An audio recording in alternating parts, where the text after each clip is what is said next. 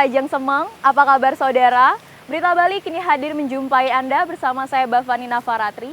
Serangkaian berita aktual seputar Bali telah kami siapkan untuk Anda. Berikut 3 berita utama untuk hari ini.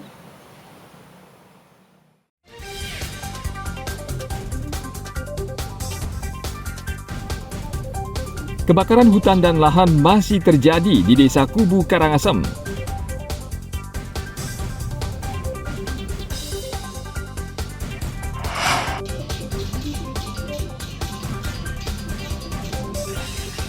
Ratusan remaja mengikuti lomba bele ganjur di alun-alun Kota Bangli.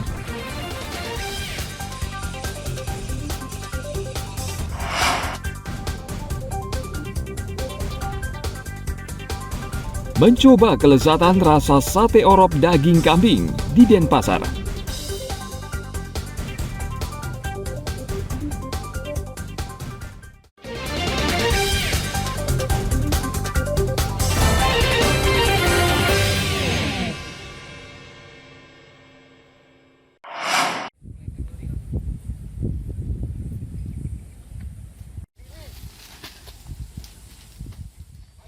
Hingga saat ini kebakaran hutan dan lahan masih terjadi di Desa Kubu Karangasem akibat musim kemarau serta cuaca yang sangat panas. Di Banjar Dinas Karanganyar, kebakaran yang melanda lahan kering Senin lalu hampir saja membakar kandang ternak warga. Angin yang kencang menjadi penyebab api dengan cepat menjalar. Warga dibantu aparat kepolisian dan TNI bergerak cepat memadamkan api dengan peralatan seadanya, hingga bantuan datang dari pemadam kebakaran Kabupaten Karangasem. Kejadiannya Bu? Nah niki pun tiang kronologisnya kan mendingin tiang Pak karena tadi tiang ditelepon sareng nike ipar tiangnya katanya pun gede api nih Driki kayak gitu.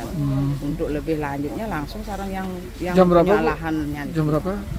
Sekitar ada jam setengah 11-an rasanya ditelepon ya. Lahan milik siapa Bu? Lahan milik Niki Wayan Ludre. Wayan Ludre ya. Luasannya terbakar berapa kira-kira Niki? Apanya? Berapa luas yang terbakar kira-kira? Yang di sini luas lahannya ini sekitar 4 luar di sini. 4 luar Bu ya. Sudah sering kebakaran lahan di sini Bu? Untuk yang sekarang udah 2 kali. 2 kali untuk ya? di Banjar Dikit. Pertama yang di sana dapat di tukarnya itu.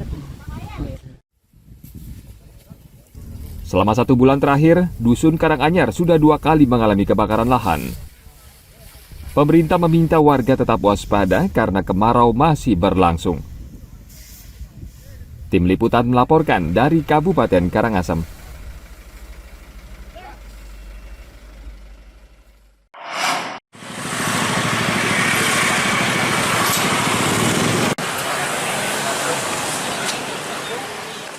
Bawaslu Buleleng bersama petugas gabungan Selasa lalu menertibkan alat peraga kampanye atau baliho yang bertebaran di Desa Bakti Sraga, Kecamatan Buleleng.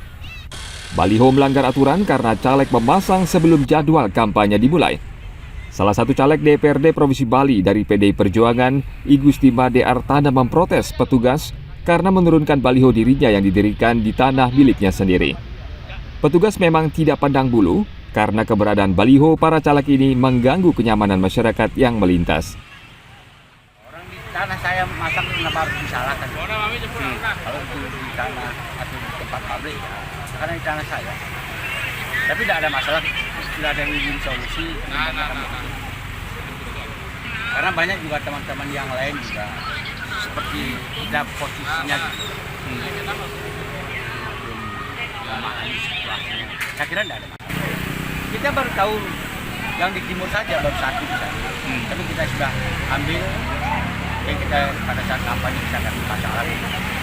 Melakukan pembersihan setiap hari, tapi alangkah baiknya apabila parpol itu mau menurunkan sendiri karena jujur dari KPU juga nanti akan menurunkan artinya menurunkan zonasi ke masing-masing desa dan parpol yang boleh dipasang. Nanti di sanalah baru boleh bisa memasang APK.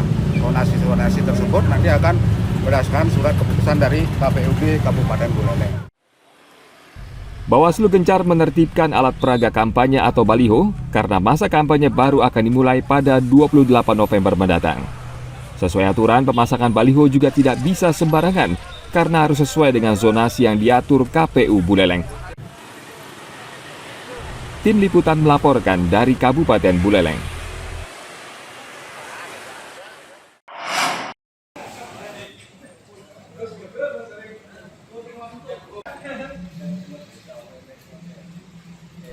Sesuai tahapan, KPU Kabupaten Badung saat ini tengah mempersiapkan logistik pemilu seperti bilik suara dan segel plastik. Senin malam lalu, KPU Badung kembali menerima sekitar 2.900 botol tinta.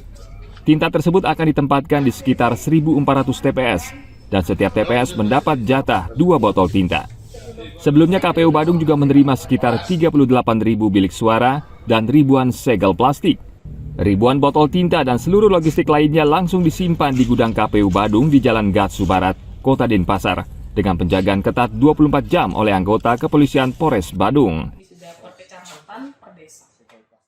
Untuk malam ini logistik yang diterima KPU Kabupaten Badung adalah tinta itu sejumlah 2.972, itu dari tiap-tiap TPS menerima 2 tinta. Jadi TPS di Badung sejumlah 1.485 dikalikan dengan 2 jadinya 2.970 buah tinta. Itu datanya per dus apa ya? Pakai dus? Iya, nanti datanya itu memang seperti itu. Dan yang sudah diterima itu adalah bilik suara itu sejumlah 5.940 buah, dan yang bilik suara yang diterima itu 38.610. Terus untuk segel plastik yang diterima adalah 5.940. KPU Badung menjamin seluruh logistik aman dari gangguan kerusakan, termasuk cuaca yang mulai memasuki musim penghujan. Seluruh logistik menggunakan alas palet agar tidak lembab. Ini pengalaman kami juga sebelumnya di pemilu sebelumnya. Jadi untuk saat ini kami pertama tentu saja memilih gudang penyimpanan yang cukup aman dari potensi ataupun kerawanan banjir. Kemudian juga terkait dengan proses penyimpanan, tentu saja kami dengan mengantisipasi dengan menutup semua logistik yang kami terima dengan terpal seperti ini. Jadi paling tidak pada saat nanti ada hujan yang mungkin rembesan air hujan itu sudah terlindungi oleh terpal seperti ini. Dan kemudian di samping itu kami juga mengakali dengan menempatkan palet yang cukup tinggi. Nah, cukup tinggi ini untuk mengantisipasi seandainya pada saat nanti ada genangan air ataupun banjir itu aman dari sapuan dari air banjir itu sendiri atau efek dari air banjir itu sendiri. Mungkin itu saja sih untuk sementara kita proses.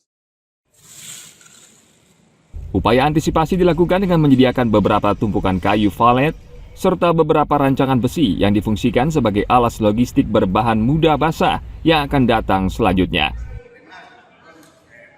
Ana Agung Gede Agung melaporkan dari Kota Denpasar.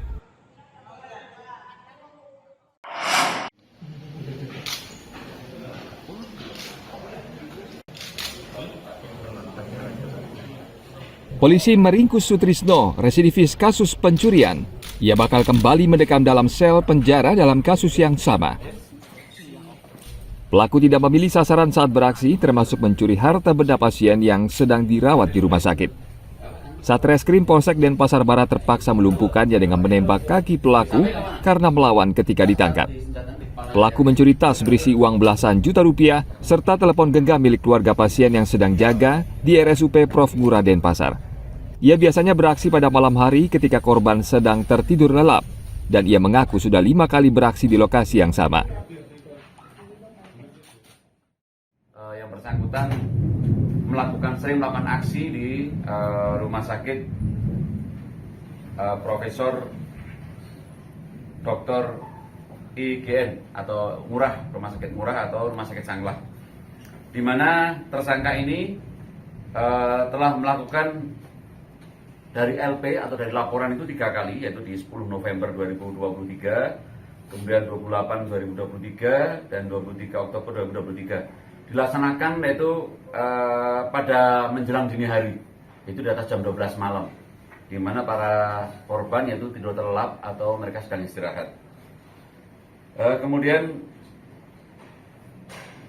modus operandinya yaitu yang bersangkutan pada saat keluarganya yang menginap itu istirahat menungguin pasien, maka yang bersangkutan yaitu mengambil barang, yaitu berupa dompet, handphone, dan lain sebagainya bisa diambil. Sutrisno kini akan kembali mendekam di Lapas Kerobokan, Bali. Ia diancam pidana 5 tahun penjara. Tim Liputan melaporkan dari Kota Denpasar.